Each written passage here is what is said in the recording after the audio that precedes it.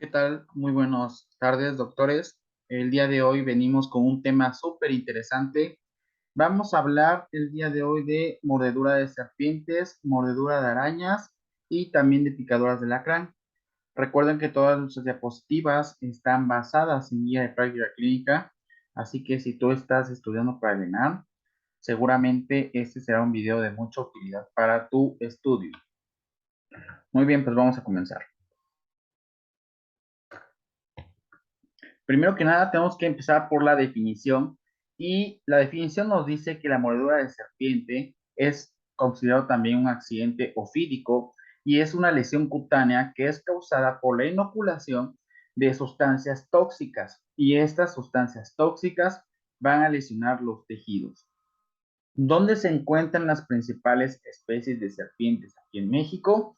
Bueno, pues en Veracruz, Tlaxcala, Quintana Roo, Nayarit y Durango. Como pueden ver, zonas de mucho calor, mucha humedad que van a ser preferentes para la aparición de estas especies. Ahora, en cuanto a la etiología, nos vamos a ir por dos de las especies más importantes que vamos a encontrar, que son importantes para la clínica y dentro del grupo de las serpientes Viperidae, vamos a tener a la víbora de cascabel, mejor conocida como Crotalus, en un 44%.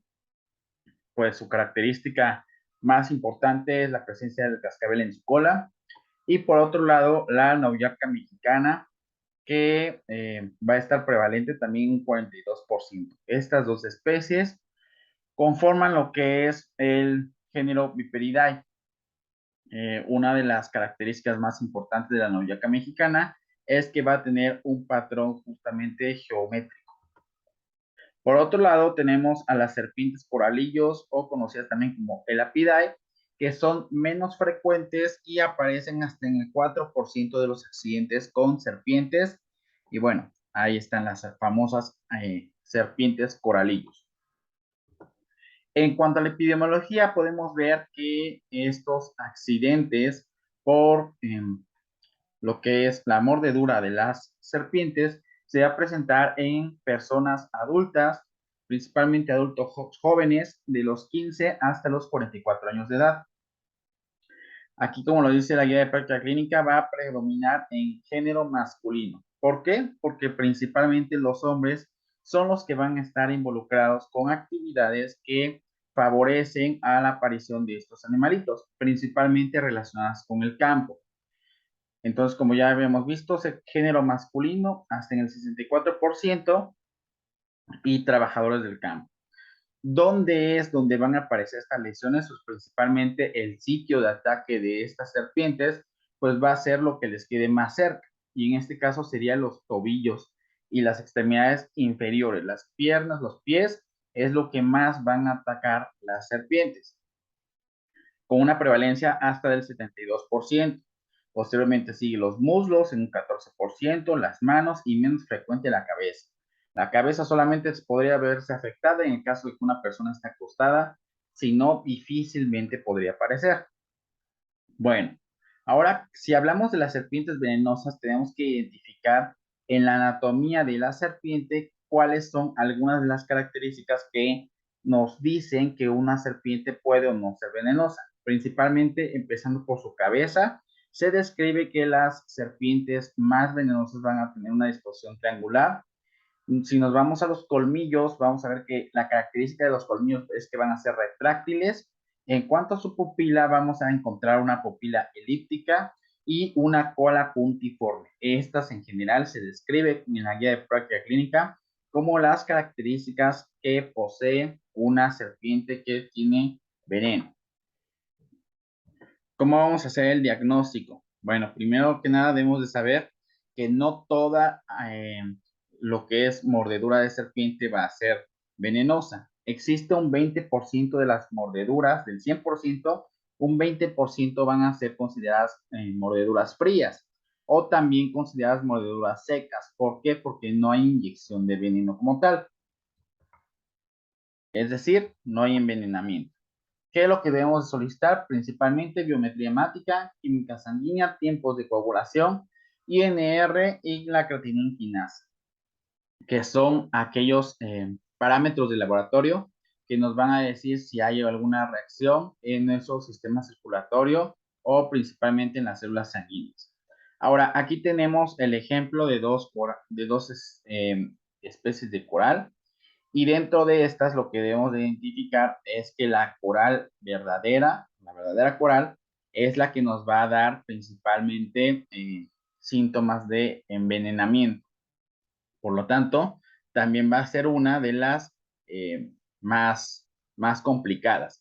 Tenemos una memotecnia que nos va a servir para identificar a las corales verdaderas de las corales falsas. Y la memotecnia es rana. ¿Por qué rana? Porque nos habla acerca de la disposición de los colores.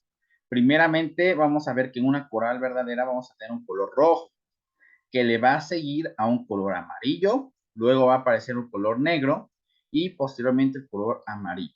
Si las corales tienen esta disposición, según la memotecnia rana, son verdaderas corales. Ahora, el problema en el diagnóstico justamente pues trata en ver si la coral que le picó a la persona es una coral verdadera o una coral falsa. Entonces, la guía práctica clínica también nos dice que la manera de identificar a una verdadera coral es tener dos bandas amarillas en medio de una que sea roja o negra, ¿de acuerdo? Entonces, si ustedes siguen la memotecnia rana, inmediatamente van a saber cuál es una verdadera coral y cuál no. En estas mordeduras se debe realizar el cultivo de la lesión porque existe un riesgo inminente de infecciones y el agente que está más relacionado con la infección ante una mordedura de serpiente es Clostridium tetani. El envenenamiento de las serpientes a las personas, a los seres humanos, se da por medio de los polipeptidos de bajo peso molecular, porque van a bloquear la sinapsis de las uniones neuromusculares, principalmente acetilcolina. Bien, el tratamiento. Primero que nada, es importante saber que no hay que manipular a las serpientes. ¿Por qué? Porque existen ocasiones en donde las personas creen que esta serpiente ya está muerta y entonces las agarran, las empiezan a manipular y pues ahí es donde ocurre una nueva mordedura. Entonces no debemos de manipularlas. Si existiese la mordedura, el traslado debe ser inmediato a la unidad médica y el manejo inicial va a ser principalmente no succionar, no está indicado la succión, no utilizar torniquetes, sin embargo la guía práctica clínica sí dice que podemos utilizar bandas de presión. Y las bandas de presión van a ser en una fuerza de 50 a 70 milímetros de mercurio. Esa sería la presión que pueden ejercer las bandas y que se dice que sí tendrían un efecto en retardar la absorción del veneno. Aquí, como lo podemos ver en este punto de recomendación, se dice que algunas serpientes, al tratar de ser decapitadas, pues pueden volver a morder a las personas que las están manipulando. Y si nosotros en nuestra clínica o el centro de salud no contamos con el, el antiveneno, pues entonces tenemos que referir a nuestro paciente. La zona del edema, esto es muy importante, la zona del edema debe de ser marcada, principalmente con un plumón de tinta indeleble. ¿Por qué? Porque gracias a estas marcas que nosotros podamos realizar al paciente, nos podemos dar cuenta si el veneno está invadiendo el cuerpo de la persona o no lo está haciendo. El tratamiento lo vamos a iniciar principalmente con el fagoterapia. El fagoterápico nos va a evitar los efectos sistémicos. ¿Qué complicaciones podemos tener? Bueno, si el perímetro del brazo o de la pierna afectada empieza a elevarse, empieza a crecer esa pierna, edematizarse y vemos una elevación considerable de la creatinina, podemos encontrarnos ante un probable síndrome compartimental. La complicación en agudo que se puede encontrar en los pacientes es insuficiencia renal aguda. Sin embargo, las más observadas son hipotrombinemia, anemia y la infección en el sitio de la mordedura. Se dice que lo más importante es detectar si es que existe o no existe una coagulopatía y se debe de tomar fibrinógeno en las primeras 12 horas posteriores al accidente ofídico. ¿De ¿De acuerdo? Bueno, y en cuanto a la escala y el tratamiento de las serpientes Viperidae, pues tenemos la clasificación de Christopher Rodney. Esta clasificación de Christopher Rodney nos dice acerca de los signos y síntomas que puede poseer un paciente. La vemos la escala en la parte superior e izquierda de nuestra pantalla, donde tenemos 4 diferentes grados, más el grado 0, es decir, son 5 en total. El grado 0 nos está diciendo que hay una lesión donde podemos nosotros ver las huellas puntiformes, sin embargo, no hay envenenamiento, por lo que podríamos hablar de ese 20% de accidentes zoofídicos en los que no hay envenenamiento, ¿sale? Eso es una mordedura seca. Ahora, el grado 1 nos habla de cuando si hay un envenenamiento leve. Y leve lo podemos considerar cuando no hay un suficiente paso del veneno de la serpiente a lo que es el huésped. Entonces, la persona puede manifestar dolor, puede tener un edema. Algo importante es que este edema no va a ser mayor a 10 centímetros. El grado 2 nos va a hablar de edema y dolor, y el edema, si se dan cuenta, aquí es mayor a 15 centímetros. Sin embargo, tanto en el grado 1 como en el grado 2 podríamos hablar de síntomas locales, porque solamente se presentan en la extremidad afectada. A partir del grado 3, nosotros encontramos ya que hay edema en todo el miembro afectado y además se puede asociar con vómito, vértigo y fiebre. Así es que ya aquí las afectaciones empiezan a ser sistémicas. Y en el grado 4, pues es un envenenamiento considerado como grave. ¿Por qué? Porque vamos a presentar sangrado por los orificios de la mordedura, equimosis y petequias, además de datos de coagulación intravascular. El paciente puede presentar insuficiencia renal aguda, hipotensión y falla orgánica múltiple. ¿De acuerdo? Entonces, el grado 3 y el grado 4 ya presenta síntomas sistémicos. ¿Y el tratamiento cuál sería? Pues obviamente en el grado 0, que es una mordedura seca, nosotros no vamos a utilizar flavoterápicos. Pero a partir del grado 1, nosotros tenemos que administrar 4 frascos de flavoterápico si es que existe un envenenamiento con una lesión menor a 10 centímetros.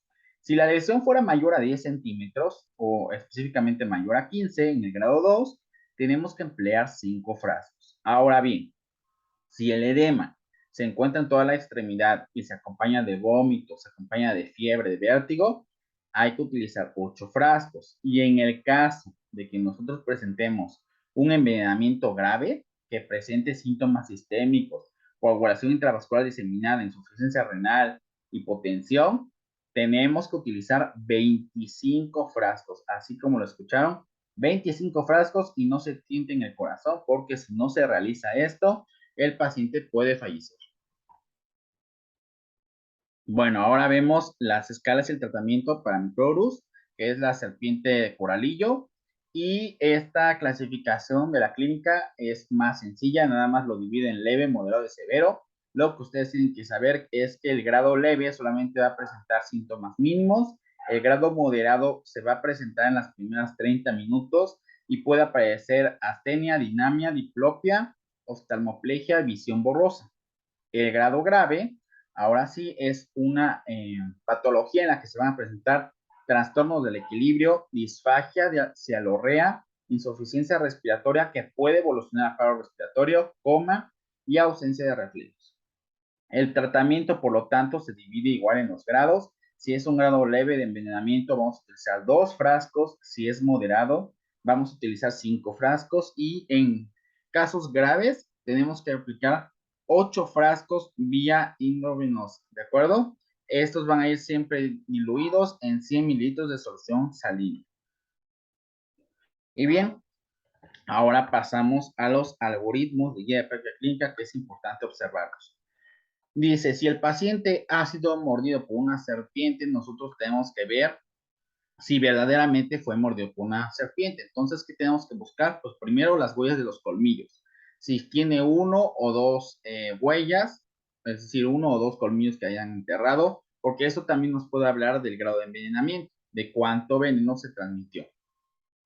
Bien, entonces ya nos damos cuenta que efectivamente sí tiene características físicas de una mordedura. Vamos a ver si es una serpiente venenosa o no es venenosa. Si no lo fuera y el paciente está estable, pues va de alta a su domicilio, solamente tratamiento sintomático. En el caso de que la serpiente sí sea venenosa, pues hay que solicitar laboratorios y se debe hospitalizar. Vamos a ver si el paciente se puede clasificar en alguno de los 4 grados, del grado 1 al grado 4. Si es que sí, así sea grado 1, debe de hospitalizarse.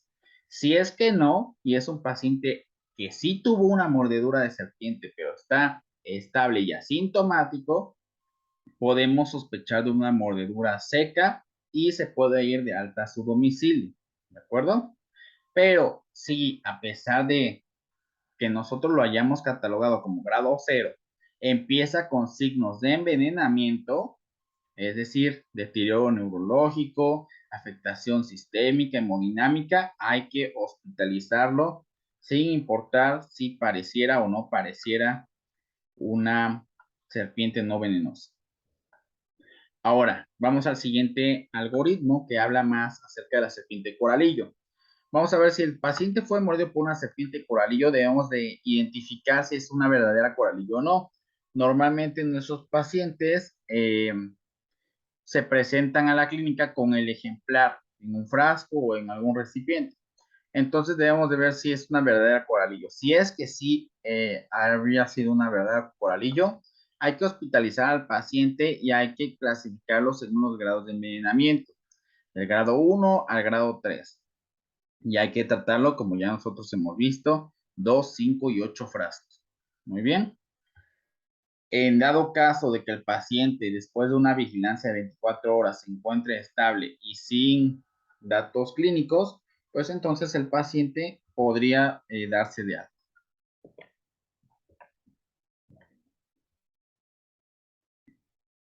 Entonces recuerden ustedes, muy importante, que cuando estemos hablando de los grados de intoxicación, en el caso de el grado de envenenamiento de las serpientes Viperidae, pues lo vamos a clasificar en 4 grados. Muy bien. Bueno, pues eso sería lo más importante de las serpientes. Ahora nos vamos con la mordedura de arañas. Y dentro de las arañas tenemos que identificar dos grupos que son fundamentales, que es Latrodectus y Loxoceles. El Latrodectus va a ser conocida también como la viuda negra y su nombre completo va a ser Latrodectus mactans.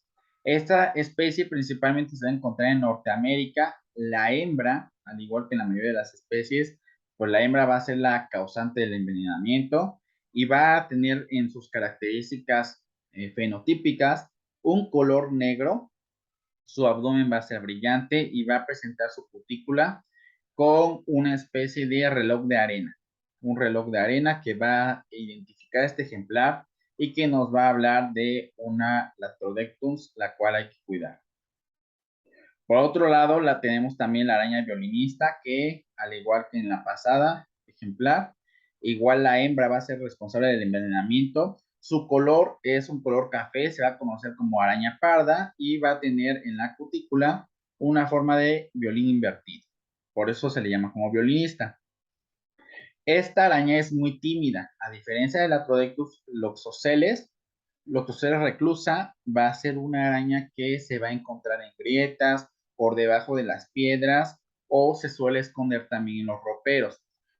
Entonces, lo más recomendable pues es que si nosotros no tenemos unas condiciones sanitarias adecuadas o nuestro paciente no cuenta con los medios para poseer un lugar en el cual pueda tener las mejores condiciones de salubridad, pues hay que orientarlo en que no deje escombro, en que trate de mantener limpia su casa y que frecuentemente verifique que en su territorio o en su hogar no deje escombros porque son lugares en los que fácilmente se puede esconder este ejemplar.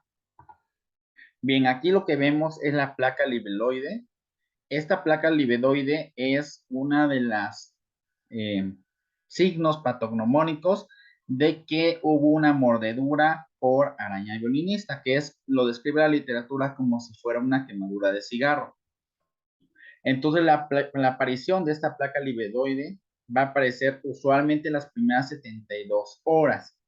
Cuando aparece esta placa en la piel, pues estamos hablando de un loxocelismo cutáneo, que es la forma más frecuente de afectación en el ser humano. Y el veneno va a tener la característica que principalmente va a ser dado por la proteína esfingomilinasa D. ¿De acuerdo? Esa es pregunta de examen. Es recomendable siempre que para nosotros hacer un diagnóstico confirmatorio deberíamos de realizar una prueba de ELISA en aquellos centros toxicológicos y de urgencias, la cual nos puede dar el diagnóstico de certeza si el oxocelismo es cutáneo o es una afectación más grave cutáneo visceral. El periodo de incubación de el latrodectismo, por otra parte, ahora vamos a hablar de la viuda negra, es de 30 minutos a 2 horas. El diagnóstico de la lesión va a ser clínico y los laboratorios que debemos solicitar es una biometría hemática, una química sanguínea, electrolitos, enzimas cardíacas, cateina fosfokinasa, examen general de orina y electrocardiograma para verificar que no haya alteraciones cardíacas. ¿Cuál va a ser el principal veneno? Van a ser las latrotoxinas, ¿de acuerdo? En el caso de la viuda negra, el tratamiento va a ser principalmente en dejar la herida lo más limpia y descubierta posible para evitar la propagación del veneno. Se recomienda que todos los pacientes deben de ser vacunados con una antitoxina tetánica y aquí está nuevamente la alfa-latotroxina va a ser aquella que nos va a provocar el envenenamiento. Muy bien, entonces se ha demostrado que para el latrodectismo leve, moderado y severo es necesario utilizar solamente un vial de 15 a 20 minutos, es decir, vamos a aplicar una ámpula. Y nosotros podemos ver aquí una característica clínica importante en el caso del latrodectismo, que es la fascies latrodectus. Es una fase similar a una fascia tetánica que sucede justamente también por la contracción de los músculos de la cara. Los estudios de laboratorio, ahí los volvemos a ver, los que tenemos que solicitar. Y es importante que todos los pacientes que lleguen al servicio de urgencias sean bien diagnosticados porque el no realizar un diagnóstico oportuno pues se puede relacionar con complicaciones. La mayoría de las mordeduras por arañas se van a resolver sin complicaciones, sin embargo, también es importante detectar cuando estamos hablando de latrodectus o loxoceles porque estas tienden a complicarse. ¿En qué momento yo voy a referir a mi paciente? En el momento que llegue a nuestra unidad y no tengamos los recursos suficientes para poder abordar a esta paciente, ¿sale? Principalmente en los centros de primer nivel donde a veces no tenemos el antídoto. Bueno, entonces las características de la mordida, principalmente en el caso de la araña violinista, vamos a ver que el dolor va a ser mínimo, mientras que en la viuda negra va a ser un dolor moderado a severo. En la viuda negra vamos a tener un mecanismo de envenenamiento por una descarga masiva de neurotransmisores autonómicos. Por otra parte, en el caso de la araña violinista, vamos a tener una citotoxicidad local que va a progresar a úlcera y dermonecrosis. ¿De acuerdo? Y recuerden, lo que más me interesaría aquí sería la toxina. En el caso de la viuda negra, la Trodectus, va a ser la alfa-latotoxina y en el caso de la Loxoceles o araña violinista va a ser la esfingomielinasa. El algoritmo de la guía de práctica clínica nos dice que cuando nosotros tenemos un paciente del cual sospechamos loxocelismo, hay que verificar si el paciente llega o no llega con la araña. Si no llega con la araña, pero te refiere que fue picada por una de estas, pues hay que observarlo y hay que ver si tiene datos sistémicos, como cuáles, presencia de hematuria, anemia hemolítica o insuficiencia renal. En caso de que sí estamos diagnosticando un loxocelismo cutáneo visceral, que es la forma más grave, y en ese caso, pues hay que ingresarlo a hospitalización y deberá de ser referido a terapia intensiva, ¿de acuerdo? En el caso de que no, es probable que sea un loxocelismo cutáneo y el loxocelismo cutáneo va a ser dado de alta en su domicilio y le vamos a administrar Dapsona, hielo local y vigilancia de evolución. Bien, ahora nos vamos con el algoritmo que nos habla acerca de la mordedura por una viuda negra o araña capulina, donde recuerden que tenemos diferentes toxicidades. La toxicidad leve solamente va a ser aquella que nos va a provocar prurito y edema local. En la toxicidad moderada vamos a agregar dolor abdominal, fasciculaciones y fiebre. Y en los grados de intoxicación grave vamos a tener midriasis o miosis acompañado de taquicardia o bradicardia, hipotensión y priapismo.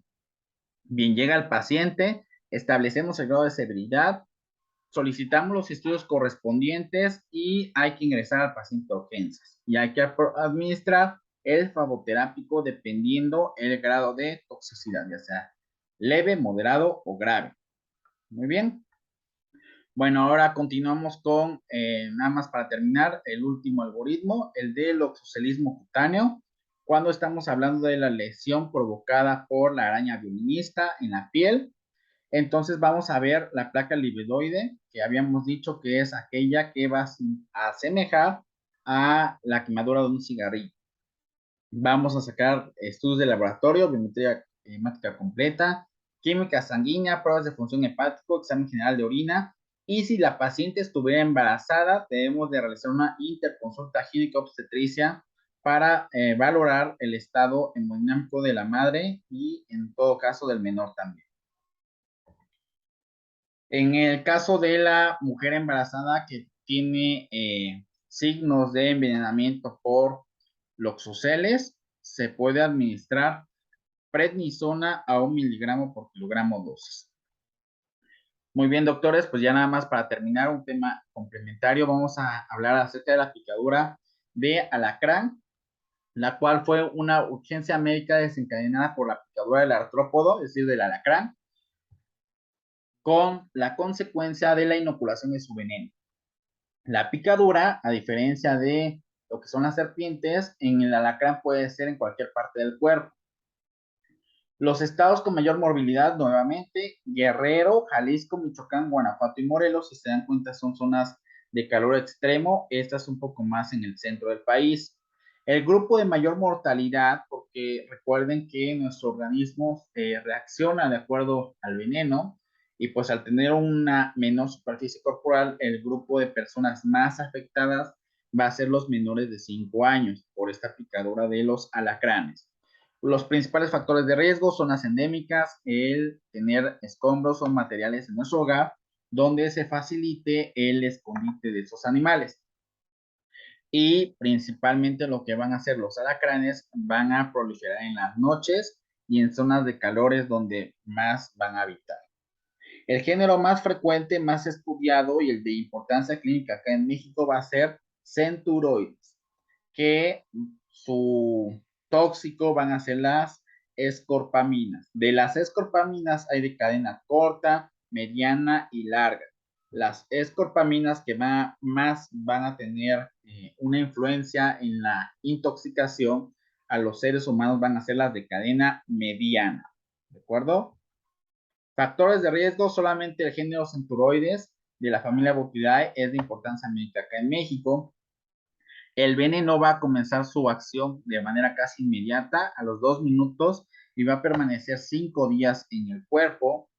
Las escorpaminas, de las cuales ya hablábamos, van a actuar sobre los receptores de histamina y lo que le van a provocar a la persona afectada va a ser dolor y aumento en la sensibilidad de manera importante. El tiempo es muy importante porque si nosotros no tratamos a la persona de manera oportuna, pues evidentemente va a aumentar el grado de complicaciones. Y existen algunos signos de alarma que es importante que cualquier persona sepa que ante una picadura de alacrán, si presentan cialorrea, cuerpo extraño, fasciculaciones linguales, nistagmus o distensión abdominal, deben de acudir a atención médica urgente porque estaremos hablando de un cuadro grave. Bien, en cuanto a la clínica, podemos clasificarlo en leve, moderado y grave. El grado leve es aquel que nada más presenta dolor. El moderado es aquel que además del dolor presenta cambio de temperatura, prurito nasal, hormigueo, inquietud y cialorrea. Y el grave es aquella intoxicación que se acompaña de disartria, hiperohipotensión, priapismo y alteraciones electrocardiográficas.